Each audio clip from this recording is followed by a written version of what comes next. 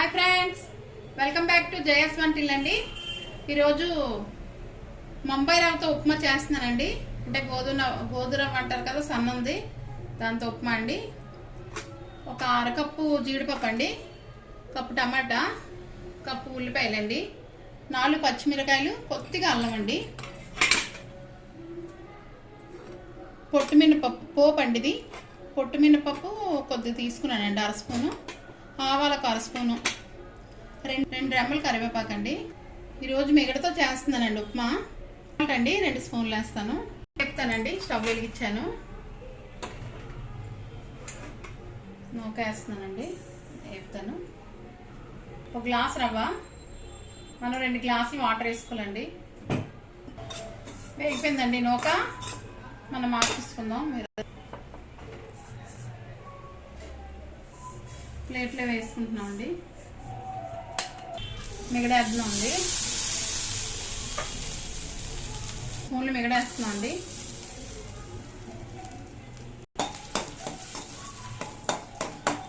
రెండు స్పూన్లు మిగడేస్తామండి.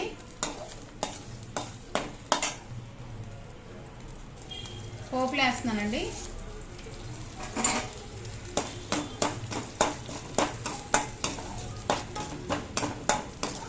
మీకు ఆయిల్ అయినా వాడుకోవచ్చండి, నేను మామూలు మిగడేస్తున్నాను. పచ్చిమిర్చి అల్లం వేస్తున్నానండి. మనకి ఆవాలు మినపప్పు వేగిపోయింది, పచ్చిమిర్చి అల్లం వేసాను, ఉల్లిపాయలు వేస్తున్నానండి.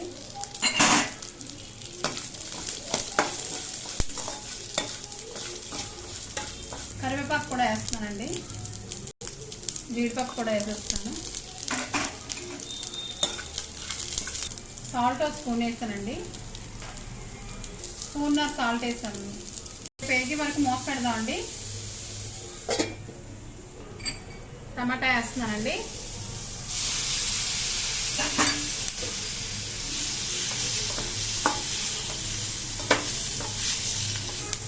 మూత పెడదామండి, కొద్ది మగ్గుతాయి మనకి టమాటా అన్నీని. చూద్దామండి ఎలా ఉందో. వేగిపోయండి, మనం ఇప్పుడు వాటర్ వేసుకుందాం.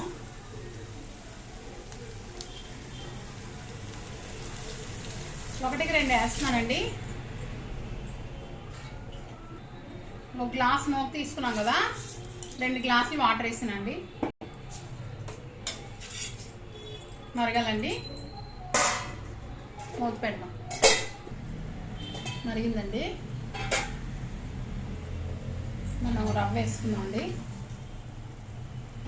నూక వేస్తున్నానండి, మరిగిపోయింది ఎసరా మన ఉప్మాది.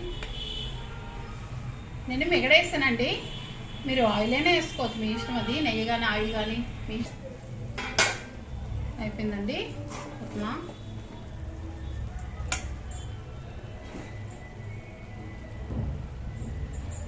స్టవ్ ఆపిస్తానండి, అయిపోయింది. గిన్నెలో మారుస్తున్నాను. ఇదండి మన జీడిపప్పు ఉప్మా రెడీ అయిపోయిందండి. చూడండి ఫ్రెండ్స్. బాయ్ అండి, నెక్స్ట్ వీడియో కలుసుకుందాం అండి.